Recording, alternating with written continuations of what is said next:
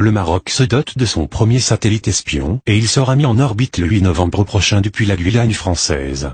Il est avec l'Égypte et l'Afrique du Sud la seule puissance continentale à disposer de cet outil de reconnaissance militaire.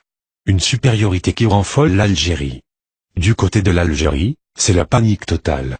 Et pour cause, le Maroc va bientôt avoir son satellite espion, titre France Inter, sur son site dans un article consacré à ce premier bijou technologique marocain qui sera mis en orbite le 8 novembre prochain depuis Kourou, en Guyane française, Amérique du Sud, et piloté directement depuis le Maroc, depuis une salle d'opération spatiale installée non loin de l'aéroport de Rabat. Alger qui s'arme à tour de bras se rend finalement compte de l'inefficacité stratégique des stocks d'armes qu'elle n'a eu de cesse d'accumuler depuis la levée de l'embargo militaire en 2006. Avec ce satellite, les Marocains pourront tous savoir des positions de l'armée algérienne et de celles des insurgés sahraouis au Sahara occidental, explique en effet France Inter, relevant que le Royaume, avec l'Égypte et l'Afrique du Sud, est désormais la seule puissance militaire continentale à disposer de cet outil de reconnaissance militaire ultra sophistiqué.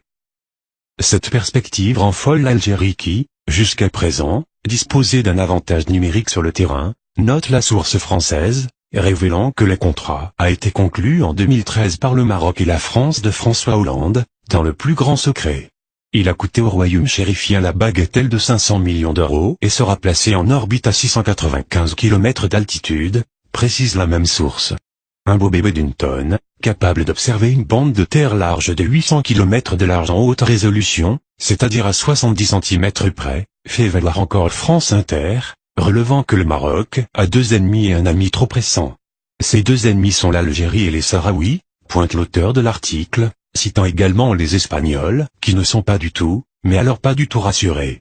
L'Espagne est le seul pays européen à encore disposer de territoires en Afrique, en l'occurrence au Maroc, les enclaves de Ceuta et Melilla, deux villes garnisons au nord du Maroc. Mais aussi d'un chapelet d'îles et de pignons rocheux collés à la rive marocaine, indique-t-il encore. Et d'ajouter, l'Espagne de son côté, n'a pas ses moyens d'observation. Elle a bien des parts dans les satellites espions français Helio, mais pas plus de 2,5%.